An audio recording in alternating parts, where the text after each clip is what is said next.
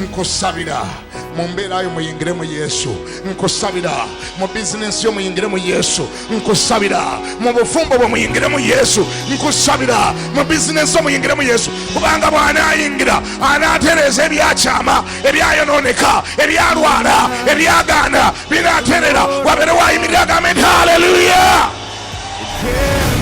Nkwerera amagezi musajja gwe, uyingira munda mu Katonda, wekweke mu Katonda, beera mu Katonda. Baloga baloge, abasamira basamire, bafuwe emmindi zaabwe nga tewakyali kikwatako mu linnya erya Yesu.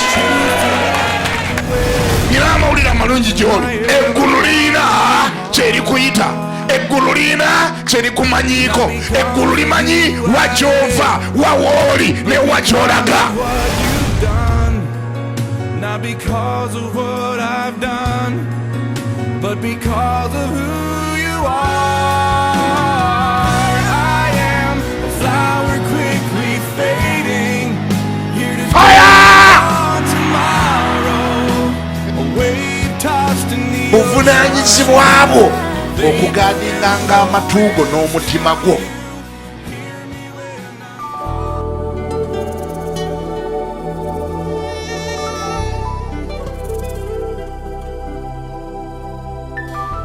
Otuuse mu kitabo kya Bafilipi essula 3:7. Pawulo agamba, but what things were gain to me, these I've counted loss for Christ.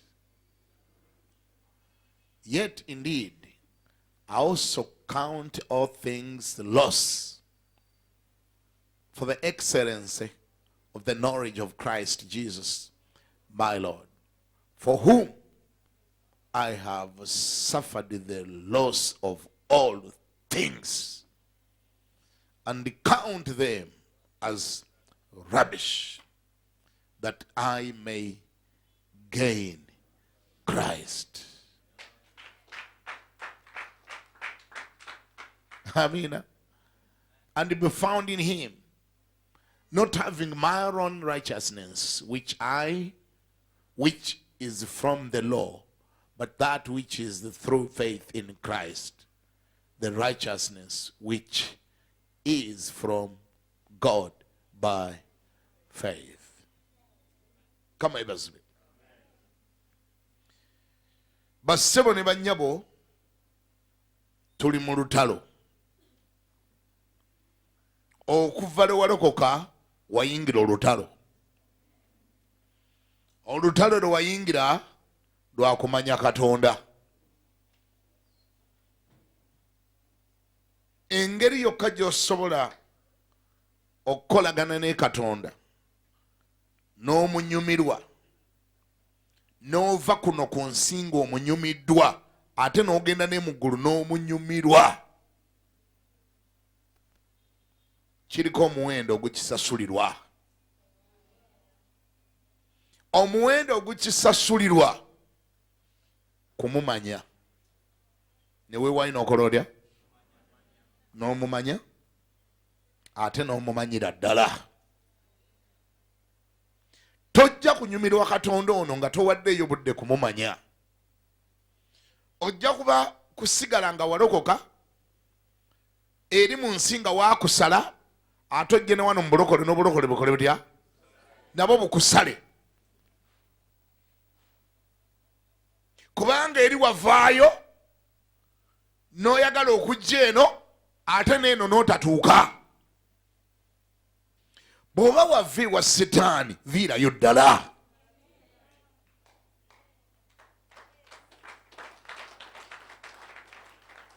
Bw'oba wajja ewa Katonda gira ddala. Naye Katonda ono tolina ngeri gy'ogenda kukolagana naye nga tomumanyi. Tolina ngeri gy'ogenda mumanya nga tutaddeemu budde. Tolina ngeri gy'ogenda mumanya nga tokiyaayaanidde.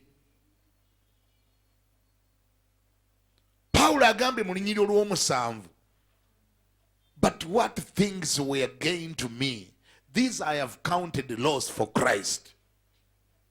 Ekibuuzo, Kristo ono alina kye yali akukositinze? Olina omuwendo gwe wali omusasulidde?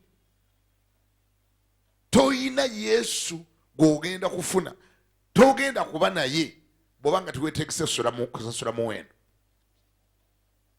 Onagenda byonna ebyali amagoba gye ndi nabirowooza okubanga kufiirwa ndyoke nfuna amagoba amangi nga ye Kristo. Okutuusa nga olina byokkiriza n'ofiirwa Kristo tosobola mufuna. Kama yebazi okumumanya kulina omuwendo ogukisasulirwa. Mpolo 8 mwana. I also counted all things lost for the excellence of the knowledge of Christ Jesus, my Lord, for whom I have suffered the loss of all things, and count them as rubbish, that I may gain Christ. Think about that. Akugambye era ddala ddala ebintu byonna mbibala okubanga loosi. Lokole gwatudde wano waliwo byobalanga loosi, oyinayokko byobalanga loosi. Bwe mba nakuwadde olupapula n'ekkalamu essaawa eno nenkuwadde dakika 3 oyinza kumpandiikirako ki?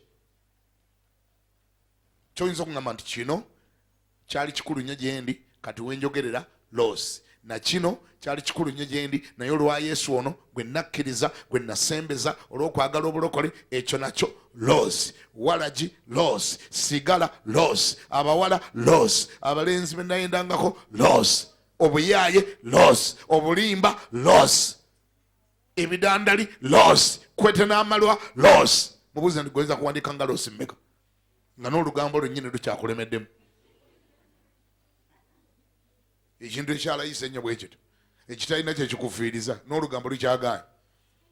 Eno gy'oli n'eno gy'oli walemererwa okubalayo loosi n'emu naye nawe oyagala Kristo.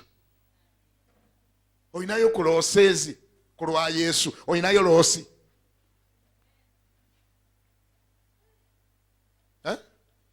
Oyinayo ku loosi ku lwa Yesu. Kebera mu ssimu yo olabe oba ddala oyinamu loosi.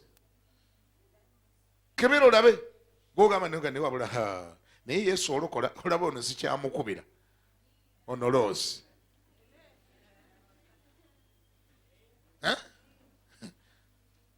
Oyinayo ku loosi. Waliwo emikwano gye wafiirwa ku lwa Yesu. Waliwo activities eweesalako ku lwa Yesu. Ndi mukukebera oba walokoka kuba bino bye biraga obulokole. Obulokole teboogera bwogere. Obulokole tebanyumya bunyumye. Togamba bugambi nange ndi mulokole. Ate si buli wakuŋŋaanira abantu we wati nti balokole. Si buli abakuba engalo nti balokole. Si buli akwata microphone bwetyo okubulya nti abamulokole. Si buli n'abasitula Bayibuli nti balokole. Si buli walabe wali ebidongo n'amataala n'omusaalaba nga guli ku kizimbe nti balokole.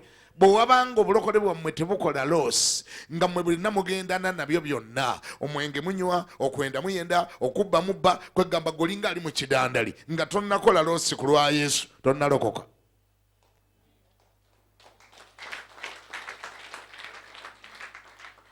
Sifaayo engalo ne bwe ziba ntono saze kwogera bikubya ngalo olwaleero. Saze kwogera nange ndi aweya zijja kuba ntono olwaleero. Pagini byonna ebyali amagoba gye ndi nabirowooza okubanga kufiirwa ndyoke nfuna amagoba amangi nga ye Kristo. Bassebo ne bannyabo Kristo magoba ate amangi.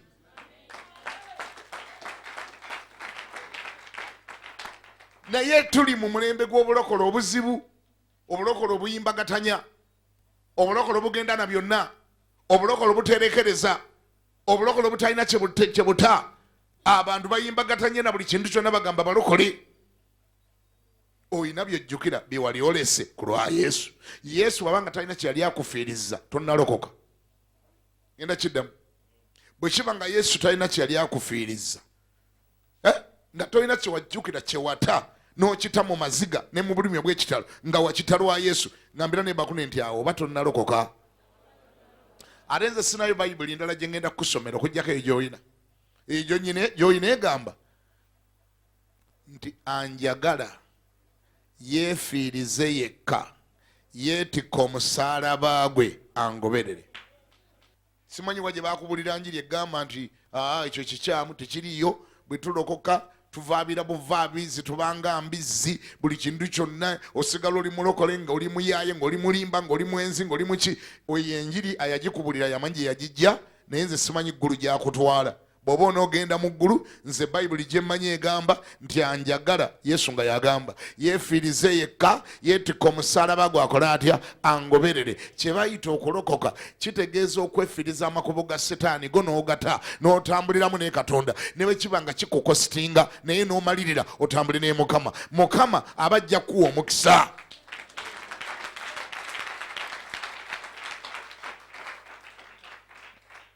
Mukama yeebazibwe. Pawulo agenda ndyoke mutegeere ye bino byonna byonna abikola olw'ensonga. Oluggi lwakumeka 3:7 olw'ekkumi luwulire, olw'ekkumi olaba, ndyoke mutegeere ye ebyo byonna byonna abikola lwakino, that I may know him and the power of his resurrection and the fellowship of his suffering, being conformed to his death. Olabye olw'ekkumi byonna ebyo byolabye byetusoose okusoma wali waggulu abikola lwakintu ekyo, to achieve that one thing, that I may know him. I may know him, that I may know him and the power of his resurrection, that I may know him. Kagambe neighbor kuneni, that I may know him. Anji mu Luganda ndyoke mutegeere ye n'obuyinza n'amaanyi ag'okuzuukira kwe. Ndyoke mutegeere. Wali omutegedde? Omumanyi? Oba oli mu kidandali? Oba oli mu bulokole ng'oli mu kinyumo? Ye yennyini akulokola omumanyi? Pawulo agenti afiiriddwa byonna bye yali ne bye yayina. Waliwo n'emikwano gye yafiirwa, waliwo n'ebitiibwa bye yafiirwa, waliwo n'amakubo ge yeerekereza, waliwo ne bye yata, nga kyagoberera kumutegeera. Tuli mu mulembe ogutayaayana kumutegeera. Abantu basinga kumanya pasita okusinga okumanya Yesu. Abantu bamanyi birala, Yesu tebamumanyi. Amanya g'amakanisa bagamanyi, Yesu tebamumanyi. Ebirala bine biri mu mawulire obimanyi, Yesu gw'otamanyi. Pawulo agamba nti ekyomutegeera nakitwala nga kikulu nnyo. Nemmaliro bangalo byenteekeddwa okufiirwa mbifiirwe ndyoke mutegeere ye. Ate nga sagala mutegeerako kapapajjo, nga njagala mutegeera yenna. Wangi ndyoke mutegeere ye n'amaanyi ngategeere. Kuba n'amaanyi ge weetaaga ogategeere. Amaanyi bw'otoogategeera aga Yesu bajja kuwaamu amalala. Ekibuga kino olwaleero wetwogerera kirimu amaanyi mangiko ag'engeri. Bw'oba oyogera ku byamagero bingi biva mu buli koona. Wangi ebyamagero bw'oba nga tosobola kutegeera maanyi ga Yesu bajja kuwaamu amaanyi amalala. Ne Setaani kati akola ebyamagero, ne sayikologi akola, n'ebipange we biri mu kibuga bijjudde ebyamagero. Nobeera mu banenga oli mu setup y'abantu, oli mu kabadi kaabwe, oli mu kabadi bakapanze, ono awa obujulizi alumiriza, n'ono awa obujulizi, ono agweri, ono akankana, naye nga gwe oli mu game, oli mu firimu yaabwe. Ebyo nabijjudde mu kibuga. Pawulo agamba ndyoke mutegeere, bwe mba mutegeera njagala mutegeere n'amaanyi ge agage ge njagala, agage gye gali. Agage weegali era bw'onooganoonya ojja gafuna, naye bw'onooba toganoonyeza bagenda kuwaamu aga Setaani. Bw'onooba tonoonyeza ga Mukama, nga tonoonyeza Mukama, nga toyayanye kutegeera Yesu, oli mu kanisa ozitabaalamu onoonya byamagero. Yesu yakulema okunoonya, onoonya byamagero. Muno mu kibuga ojja kufuluma nga bakwavuwazizza. Ojja kudda mu kyalo sente nga bazitutte ne sekisi nga baamututte, oba bayita baakusaaga. Ate olyoke weevume Yesu naye nga Yesu si yakikoze. Weevuma obulokole naye nga obulokole si kyekibukoze. Walema okutegera Yesu, tonoonya Yesu, onoonya byamagero. Ozunga buzunzi olinga lukusense, olinga measles. bw'olaba ekikankana woogenda olaba egiraba oti ekiyuguma woolaga. Yesu yakulema okunoonya byamagero. Ebyamagero si bibi, nange mbikkiririzaamu, naye njagadde nkulabule buli ewali ekituufu ate waliyo n'ekikyamu.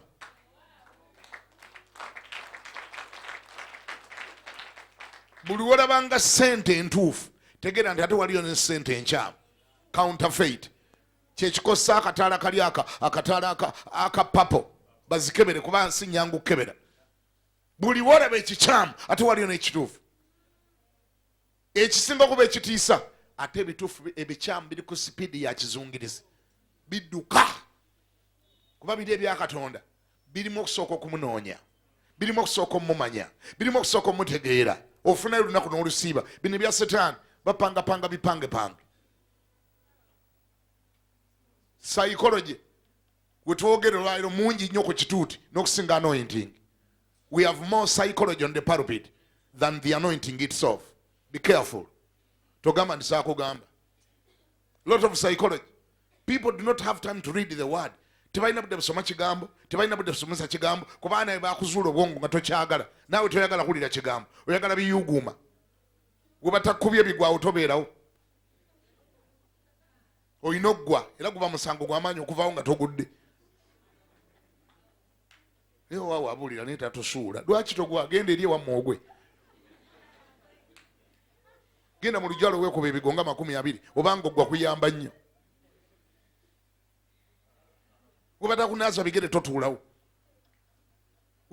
Wava mu ssabo, essabo ne likulemera mu mutwe. Ensonga lwaki bakuyiiya. Mu ssabo wavaayo naye ate bwe wagenda okulokoka essabo lyalemera mu mutwe. Omanyi kyangu nnyo okuva mu kyalo, naye ekyalo okukuvaamu bannange kyangu nnyo okuva mu ssabo, naye essabo kuggwa mu mutwe. Ne baganda essabo lyakuggwamu kitwala Yesu. Abantu banya basitudde Bayibuli naye mentalite yonna ssabo. Ensonga lwaki abasamize kati abasitudde Bayibuli, they take advantage over them. Kuba bamala okusoma obwongo bwabwe nga baagala nnyo ebyo modolo eyo. Byayagala tatula mu kanisa. Atula wano ngali mu kumagamaga batusuula ddi kati batuwaawo kakiwana kati omusajja talina ye kyagaba ono wano tatuwa yadde amafuta tatuguza yadde amazzi bannange nti wali kyojjawo yadde akatambaala yadde kalenda tatunaaza na bigere tatunaaza mu nkwawa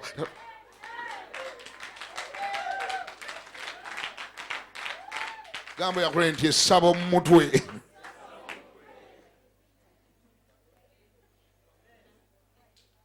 Kibuga kyonna kyonna okyetoolodde oweri yakunaaza bigere bwe yakumala ebigere oweno onaga ndi babalinga bali ku competition oli bwawulira nga oli yakunaaziza bigere naga nze ngenda kulanga kunaaza nkwawa kati ate n'ogenda eri n'oli naakunaaza enkwawa oyiwe enkwawa aba yakakumala ono naga ndi ayagala kuntwalako bantu bange nze ngenda banaaza amabeere n'oleega ne bakunaaza amabeere era wootudde awo baaganaaza naaza dda simanyi olire oli agenda okulira onaga akundi yakosso mu kibuga andi yakosso abanaaza amabeere nze ngenda kuyonka mayonke n'ogenda ne bakuyonka mbu bakuyonkamu ekyakulemesa okufumbirwa mbu bayonka manya ekyakulemesa okugaggawala mbu bayonka bannange bakuyonze kye batakoze tekiriiyo. Pawulo agamba atya Bakolinso ekisooka essula 2 olunyiri olusooka. Buuza neighbor nti oba tewanonye mazzi Bayibuli eriwa? Omanyi abagenda mu kanisa z'abamazzi tebasitula Bayibuli basitula bicupa by'amazzi era obasanga mu luguudo nga asitudde ati endomola bw'ati yagenda taba na Bayibuli. Nomugandi kati ekicupa ky'amazzi ogenda kusomamu ki? Ate nga bagamusedde sente empitirivu mutwalo kicupa mitwalo 5 wabula mulina sente fwe bwe tuzibasaba muzirete tukole nakivubo toyagala oyagala genda eri gye bakuguza ekicupa ky'amazzi. Pawulo agambye atya Bakolinso ekisooka kankulage ekibuga bwe kiyimiridde bw'oba olimu amagezi otegeere bw'oba totegeere weenenyanga wekka togamba nga nti teyaŋŋamba nze nja kugamba biri emu. And I, brethren, when I came to you, did not come with excellence of speech or of wisdom declaring to you the testimony of God. Oh, eh? And I, brethren, when I came to you, did not come with excellence of speech or of wisdom, declaring to you the testimony of God. For I determined not to know anything among you except Jesus Christ and him crucified. Look, why did he do that? I was with you in weakness, in fear, and in much trembling. Verse 4. And my speech and my preaching were not with persuasive words of human wisdom, but in demonstration of the Spirit and of power. Why? That your faith should not be in the wisdom of men, but in the power of God. What are you learning from there? Did I tell you that there is too much psychology today on the pulpit than the anointing itself?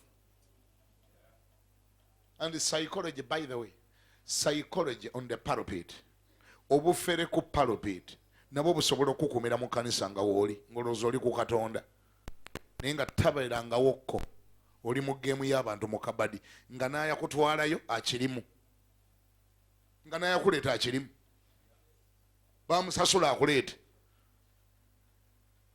Byebisinga obungi kati mu Kampala bwe siibikubuulire ne ngambwe naabikubuulira manyi ojja kutya nnyo ate nja kuba mulimba, nja kuba sirimu enkanya, kuba nja kuba agambye tanti kakati bwe naagamba omuntu nti ali ku madaala awo mbadde muyiteyo nga mwegendereza waliwo emisota nti abantu bayinza okutya okujja, ate ekyo nayo kya busiru, waakiri nkubuulira n'oyitawo nga weegendereza okusinga obutakunyega nga bwe guli muluma nga girumeko be girumyeko tunaafiisaawo be tufiisizaawo. Nina okubuulira nti ono Kampala mutambule mungo mwegendereza, otherwise bw'oba teweegendereza, ekyokubiri bw'oba tosobola kusoma bayibuli yo, ekyokusatu bw'oba tosobola kutegeera Yesu, okukkiriza kwo, your faith can easily be managed by the wisdom of people. Nga bakumanaginga bamanaginzi, a group of people nga they are controlling you nenga gwe tomanyi.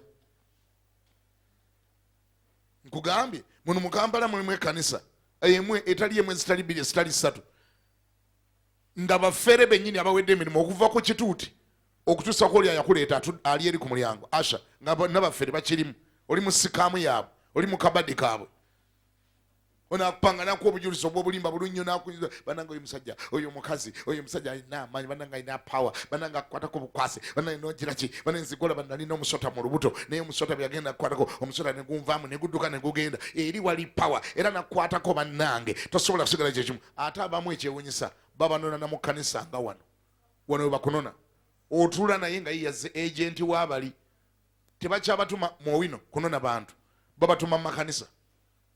Tunulira gwotudde naye gwe mulabe mu feesi olabo bayeye. Tebakyabatuma ndigeri muleeta abantu okuva mu owino, babanona mu kyaki.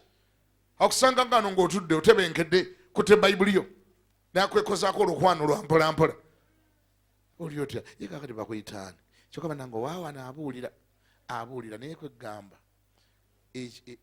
ye mpozi ekimuliko yabuulira bubuulizi.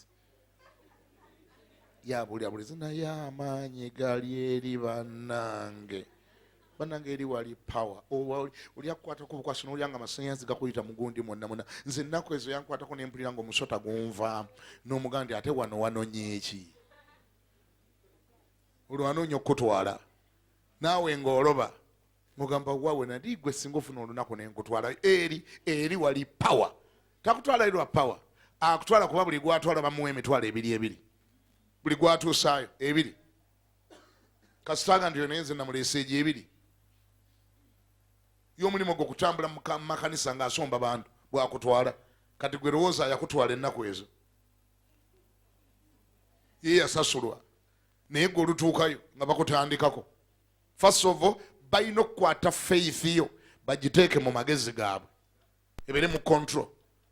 Batya sooka byonna kuwa bunnabbi obutalituukirira obunabbi obw'obulimba, naye sometimes bakozesa ono yennyini era ayakuleese n'akujjajjamu ku information agenda okutuusaayo wamma ddala ng'amanyi ne byolya, wamma ddala ng'amanyi gy'osula ne challenges zo n'ebizibu byo n'emitawaana gyo n'amaka omusajja bw'atakomawo ekiro bw'aludde okudda bw'oludde okuzaala, otuukayo nga nabbi abimanyi ne weewunya engeri gy'abitegedde wenna n'oyasama. Naye nga gw'oli gwe wabigamba ate ye yamukubira essimu n'abimugamba naga nti ono gwe ndeeta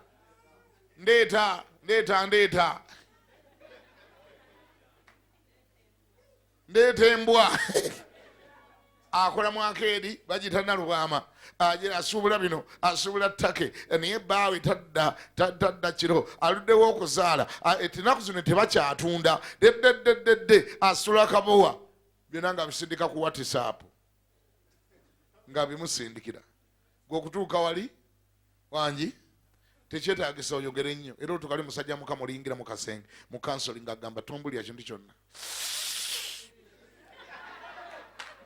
tobaako kyoyogera. Siye gwe Edith Nakato tosula kabowa tokolya Munalubaama akedi bawo siye ziraba muzaale wena noyashamoto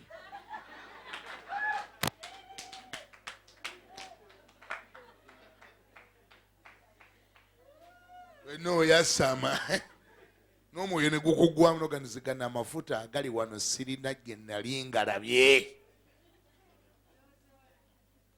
Olaba amafuta kumbe oli muki bakayita batya wisdom of men, oli mu wisdom of men mwotambulidde. Ennaku zino baguddeyo ne plan empya tebakyayagala muntu omu gwomu bwe bamala okufuna baagala oleeta ekika kyo kyonna famire yammwe yonna yonoonye n'ogireeta. Lwaki oleeta famire ekibakolera? Kuba famire bagimanyi erimu abantu nga 5 era waakiri banaataayizaako 3. Famire ogireeta abaalokoka olina obbaleeta ne baba balina gye basabira nga balina bagamba bano naye kuba kati gwe betukusabira ebyakwata gwe tebyakwata gwe byakwata famire yonna ekintu ekika kyammwe kyonna kyafa, mulimu emizimu mingi nnyo ate misambwa. Kati bwe tugigoba mugwe gijja kutta baganda bo, genda obaleete kuba bwe tugigoba mugwe gijja kugukira eri ku baganda bo gibatte, genda obaleete bonna baleete nga babatondamu entiisa ng'oduma ekibuga kyonna onoonya kika kyo kyonna kukireeta. N'abaalokokedde obanona ate babatuusaayo mwenna oba obadde olina gy'osabira oba balina n'okuddamu bababatize mwenna bamala okubatiza mutuule awo eri gye mbadde musabira wakyamu kati mutuule wano. Psychology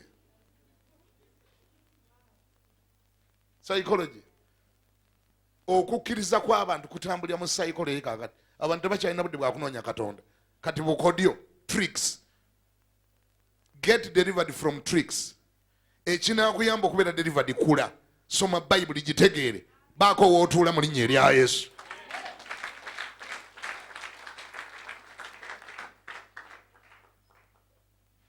Otuuka yakubuulira byonna byonna ebikwatako naye nga waliwo yabimugambye.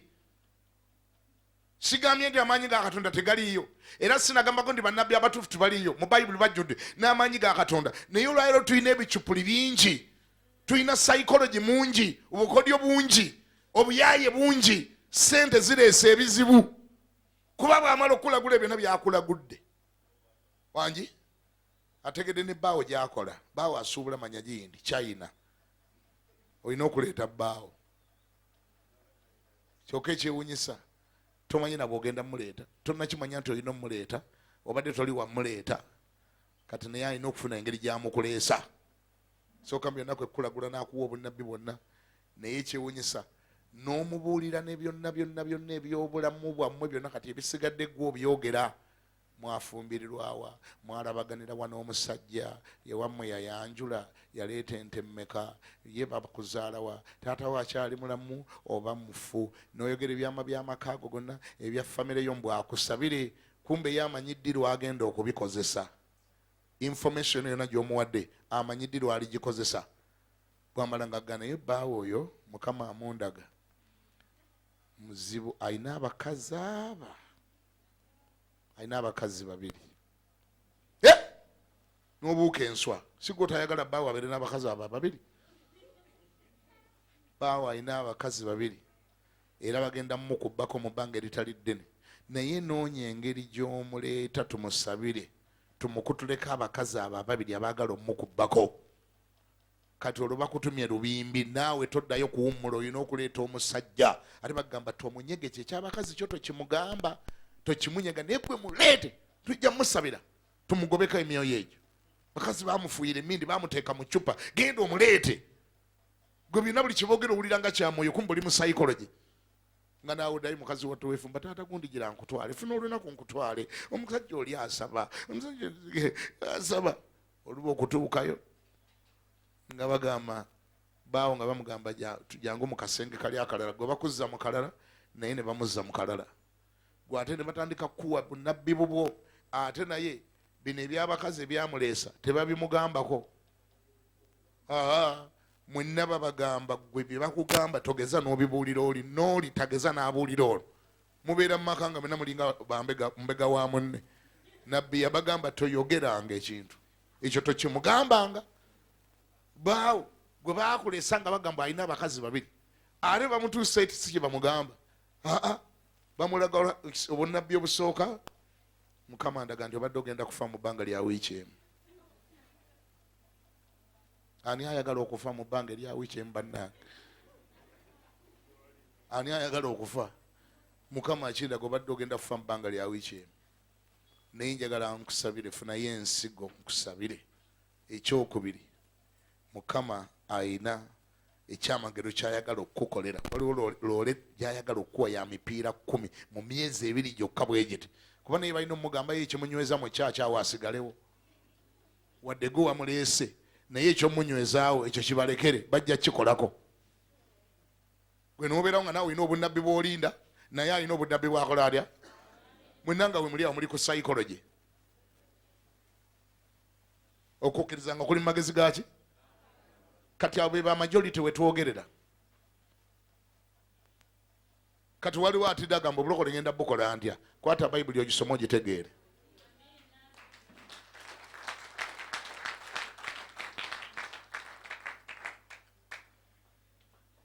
Mukyala wabeera walinda kirala, naawe olina kyolinda. Ate emyezi 2 gye bagambye gibanga egiggwako ne bagamba nti wakoze ensobi. Mukama ndaga nti weebase ne mukazi wo.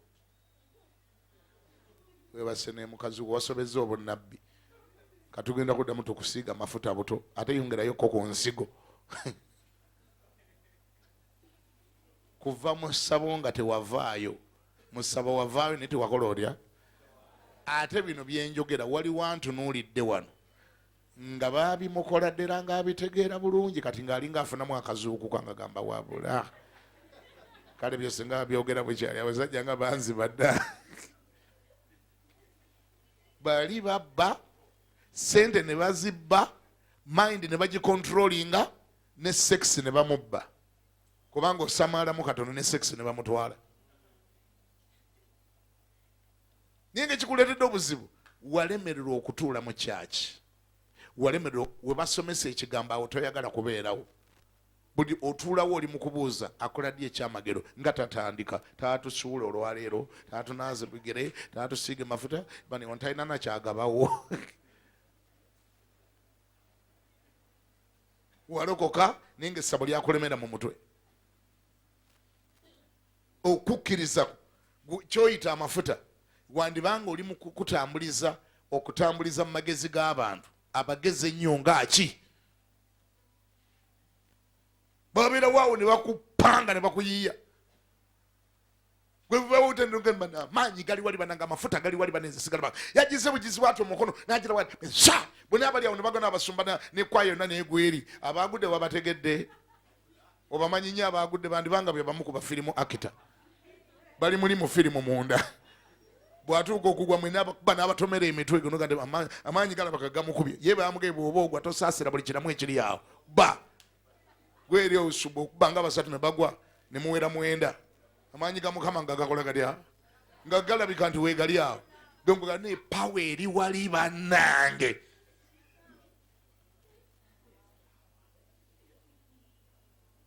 Saakasi abalokole muve mu saakasi mulokoke.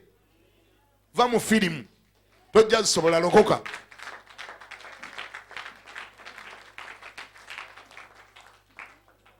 Kama ebazi lindako linakuleetera ano bemmaze okujjayo bemmaze okunula bajja kuwa bwino first class oyinza ogamba ate yabitegedde yatagendayo bagambye nze njogera ku byesimanyi besiinako lisaaki bina mbimanyi mbeerawo naye mbimanya. Ekibuga kijjudde firimu. Katemba Musumba katukoze tutya lokoka atolokokere ddala. Soma Bayibuli atogisomere ddala gitegeere nga naawe olinamu ku magezi agayawula nga naawe osobola okulizoninga. Bayibuli ebuuza etya egamba nti bo bannabbi ab'obulimba bagenda kujja naye munaabalabiranga ku bibala byabwe. Abantu banoga batya omuzabbibu ku munyango, banoga batya emicungwa ku ntula. Naawe ofunamu akategeero okusinziira ku Bayibuli gye wasoma waliwo byolaba noga naye wano ngenda kubuuka kwate kati kino lwaki kiri bwe kiti. Nino banga toyinamu namagezi n'akatono ne baguza ekidomola ky'amazzi $5,000 nabbi n'asika taapu asooka n'abaguza gano gasuubula ga mineral water n'agabaguza mutwalo agasuubula 5 n'agatunda mutwalo mugalimu omukisa bwakikowa naga naye lwaki sibaleetera taapu n'asika kubanga ate gano gembaguza ga mineral gankostinga n'asika taapu n'agireeta n'alyoka agiteekako emikono naga ndi buli aliga senna gano gonna ngayingizaamu omukisa n'agalye muyenga gonna gage n'agakyali eri mu nnyanja gage. Abo ne bajja mu kyaki nga basanawo mazzi $5,000 ekidomola obasanga basitudde bwe gati endomola alya egenda n'omukutulako omukono $5,000. Ani yabaluga? Ani yabaluga? Bwe tubyogerako nti awalampya abannabbi baffe naye nze bagge gwe tonnuma nga bakubba buli lunaku n'okoloka ne kukulema n'omala ekiseera n'ogwa. Abantu bamala okukolebwa ebintu ebyo byonna bamala ne bagwa kyekisinga okuluma ne babula ne bavumirira obulokole. Kapito ina gwegenda naye bamumumazeeko obufumbo babuyuzizzaamu. Bwe balaba nga bbaawo agezaako okuresistinga kuba batya nnyo abantu abafumbo. Bwe baba nga omufumbo omu yasabirayo ng'omulala tannajja tebawummula bamanyi bwe omufumbo ajja kubuusa munne ojja kubuusa bbaawo oba ojja kubuusa mukyalawo bakikolerera balabe ng'omuleeta bamuteeke naye mu firimu abeere muli mu firimu munda wangi. Bw'ogaana nga gwe musajja amaka nga bagayuzaamu tebagalabako andi mukyalo babeera bamukwata dda bati obwongo bamulina nga bagamba omukazi Mukama okusinziira ku kyandaga oyo omusajja sibbaawo. Kama agambye omusajja sibbaawo wafumbirwa musambwa yensonga lwaki obonyebonyenye ebizibu bino byonna byofunye wafumbirwa omuntu omukyamu nga bagayuza. Olwo firimu ewaka tetandise olutalo terutandise balutaddeyo kutuuka ewaka omusajja omuzizi nze nvaako nabbi yaganye eŋŋuumi ebikonde etteke nga gayulika nga bamanya mmwe tubamaze kubanga omu abadde agenda kubuusa omulala mwennayo babafuna kibakolera. Omu bwagaana nga bagayuza babagamba oli si bbaawo omutuufu y'oyo nego bakuwanga bbaawo omutuufu nga naye bamuseetinze buseetinzi bagimuwanga mpeera kuba yabadde abasombera abantu abadde asoma naga nti kano tugenda kakuseetingira tukaleete nga bakuwamu awo omulala bagimuwanga mpeera kuba abadde aleeta abantu yomu kubakola obubadi yomu yagwa wali yakola atya amuga nti yitake wagu naye Mukama alaga nti omusajja gwakuwadde mu myezi 6 agenda kuba atikkula konteyina kati ate oli bambi gobaddeko nga badde asuubula bijanjaalo ate kati bakuwadde agenda okutikkula konteyina mu myezi 6 newe abakisaati ng'ayambadde bisiripasiripa bamukuwa ne bagamba agenda gaggawala mu myezi 6 naye yitako ewuwe mutandika okutegeeragana yitako ewuwe tekigaana Mukama tagaana yitako ewuwe mutandika obbiyogerako ng'ogenda ng'akwebakako gali amaka nga baagayuzizza kweganga obeera mu mbeesi ayagenderera okulokoka ng'olinga ali mu ssabo kubanga oddidde okukkirizako okutadde luddawa mu maki that your faith should not be in the wisdom of men. Be careful. Let your faith be in the power of God.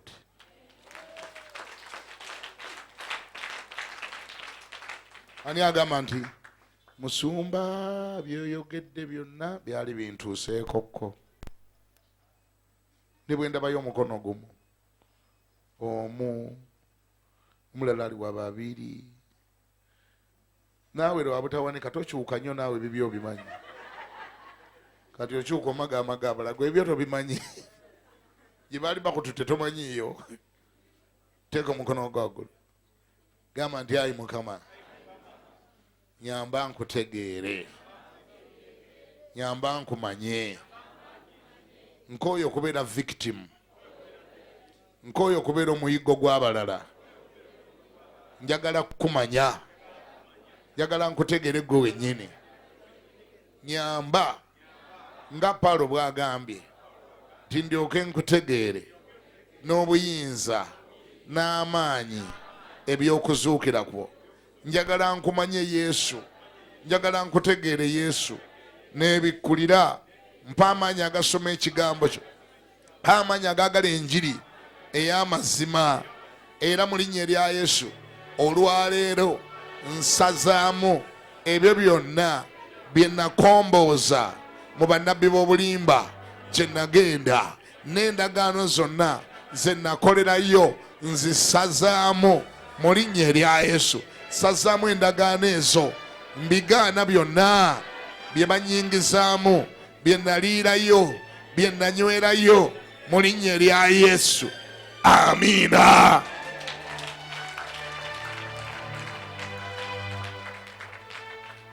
Ate bwe njogedde bye naliirayo ennaku ezo ne nziyukiza be baaliisa amagi ekiro ku ssaawa 9 nga galiko n'ebikuta abulaba firimu ziri mu Kampala.